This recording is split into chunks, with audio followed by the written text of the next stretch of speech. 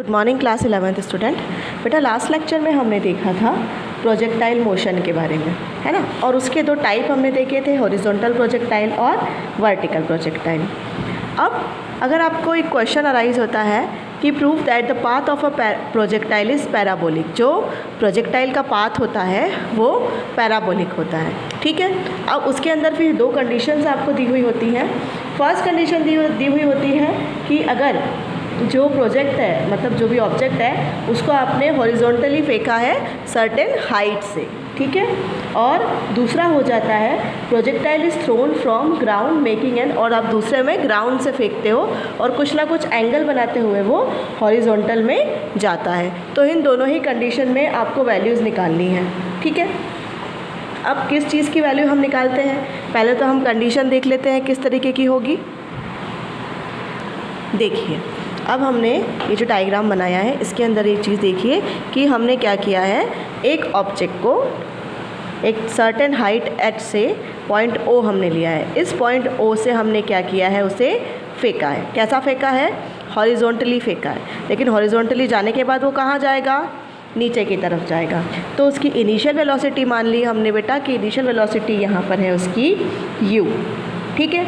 अब जब वो नीचे की तरफ जाएगा तो वो कैसे जाएगा, थोड़ा तो x डायरेक्शन में वो चला, उसके बाद में किस डायरेक्शन में जाएगा बेटा, वो y डायरेक्शन में।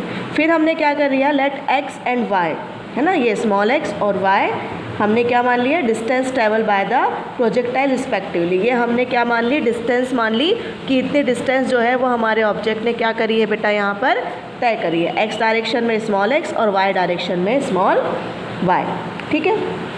और जो ये टाइम लगा है इसको इतना पूरा कवर करने में, वो टाइम को हमने मान लिया है कितना है, वो t है। The motion of projectile can be resolve into vertical and horizontal motion, है ना। अब जो भी यहाँ पर प्रोजेक्टाइल का मोशन हो रहा होगा वो उसके दो कंपोनेंट यहाँ पर बनेंगे। एक बनेगा बेटा इसका वर्टिकल कंपोनेंट और दूसरा बनेगा इसका हॉरिजॉन्टल कंपोनेंट। तो सबसे पहले हम बात करते हैं हॉरिजॉन्टल मोशन की।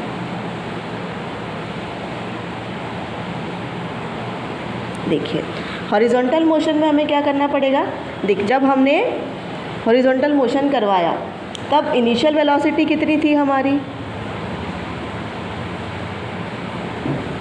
इनिशियल वेलोसिटी थी हमारी x डायरेक्शन में, कितनी लिखी है हमने, u लिखी है, ठीक है। अब इस केस में एक्सेलरेशन हो रहा था क्या बेटा, इस केस में एक्सेलरेशन नहीं हो रहा था, तो ax की वैल्यू कितनी आ जाएगी, 0 हो जाएगी। जब भी इस तरीके से हमारा ऑब्जेक्ट चलेगा, इस तरीके से x डायरेक्शन में चलेगा तो एक्सेलरेशन वहाँ पर नहीं होगा, तो ठीक है, तो एक्सेलरेशन यहाँ पर क्या हो जाएगा, 0 हो जाएगा।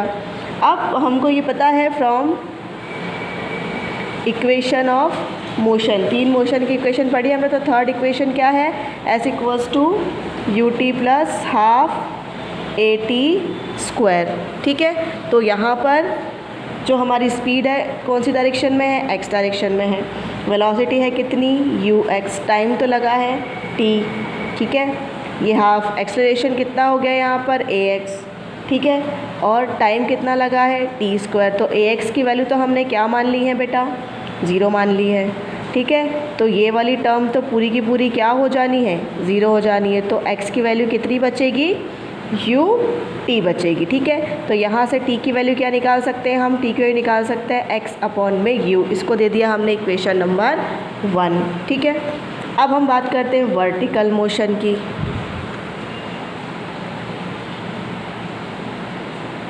अभी तो हमने किसकी बात करी थी, हॉरिजॉन्टल मोशन की बात की थी। अब हम बात करते हैं वर्टिकल मोशन की, जो वर्टिकल मोशन उसने किया है, ठीक है। वर्टिकल मोशन में u y कितना हो जाएगा, 0 हो जाएगा, ठीक है। वेलोसिटी वहाँ पर 0 हो जाएगी और वहाँ पर कौन वर्क करने लगेगा, ग्रेविटेशनल फोर्स वर्क करने लगेगा, नीचे की तरफ उसको खींचेगा वो, ठीक है। तो इनिशियल वेलोसिटी तो क्या हो जाएगी वहाँ पर 0, ये u है ना, इसलिए इसको हमने बोला है ये क्या है, इनिशियल वेलोसिटी। तो इनिशियल वेलोसिटी हो जाएगी यहाँ पर 0।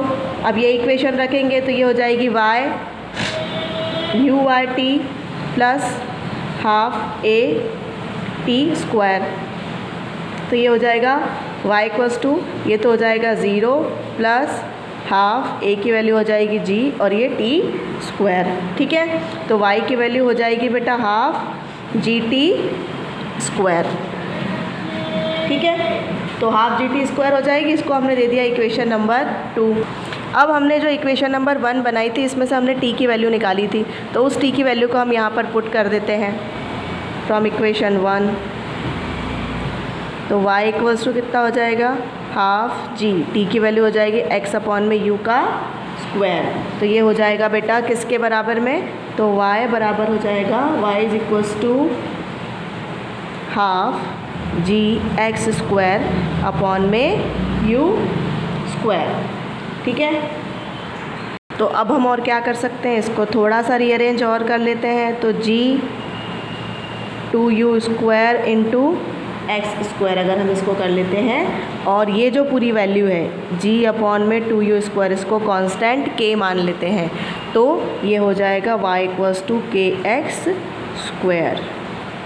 ठीक है, तो कौन से डायरेक्शन में हमारा प्रोजेक्टाइल निकलेगा, y डायरेक्शन में निकलेगा। y डायरेक्शन में हमने क्या निकाली है, वैल्यू निकाली है। तो देखिए हमने फेंका किस तरीके से थे, हमने फेंका था x डायरेक्शन में, है ना, हॉरिजॉन्टल फेंका था, लेकिन वो आया कहाँ, वो आया वर्टिकल। तो इस कंडीशन से ये प्रूव होता है कि जो प्रोजेक्टाइल है वो कैसा पाथ फॉलो करता है, वो एक पैराबोलिक पाथ फॉलो करता है।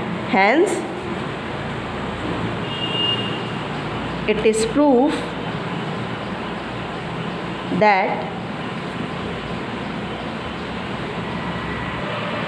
path of projectile is